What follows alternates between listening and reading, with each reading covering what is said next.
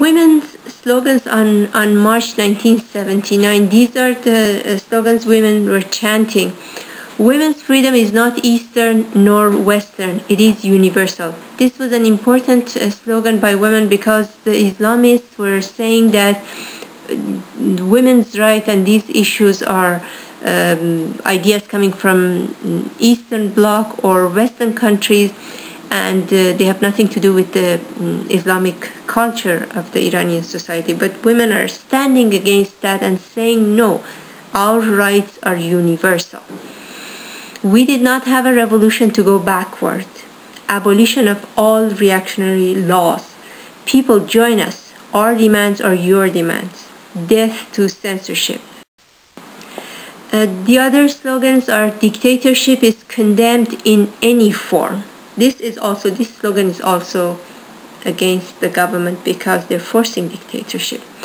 And also independence, freedom, real republic. This slogan also confronts the one that's chanted by pro-Islamists, and they're saying independence, freedom, Islamic republic. Also independence, freedom, economic rights. Without women's rights, revolution is meaningless. In this picture, you see the women's rally on March 11, 1979.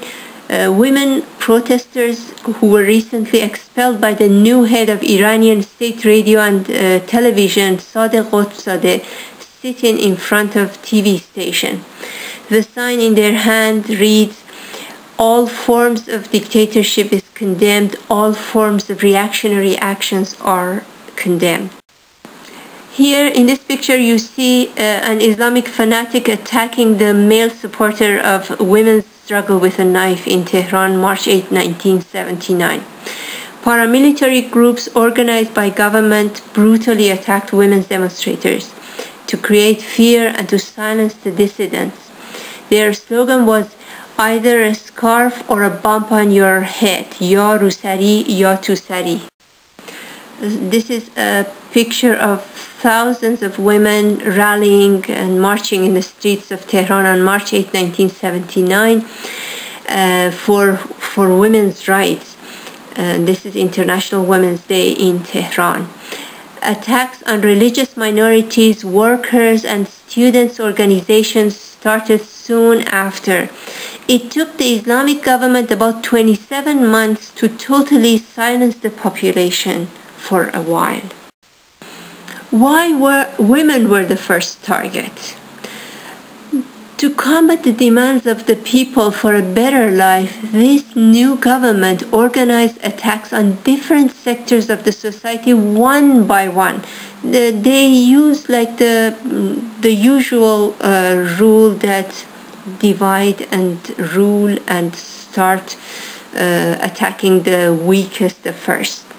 Women were the weakest, the least organized, and they received the least political support.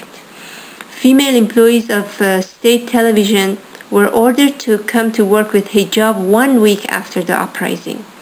Islamic dress code against women was a first step to spread fear in the rest of the society and force them into submission. How women were defeated? The Islamic government accused women's movement of playing in the hands of imperialism and supporters of the monarchist government. Many newly established political parties agreed with the government that the issue of hijab was not important and women should obey.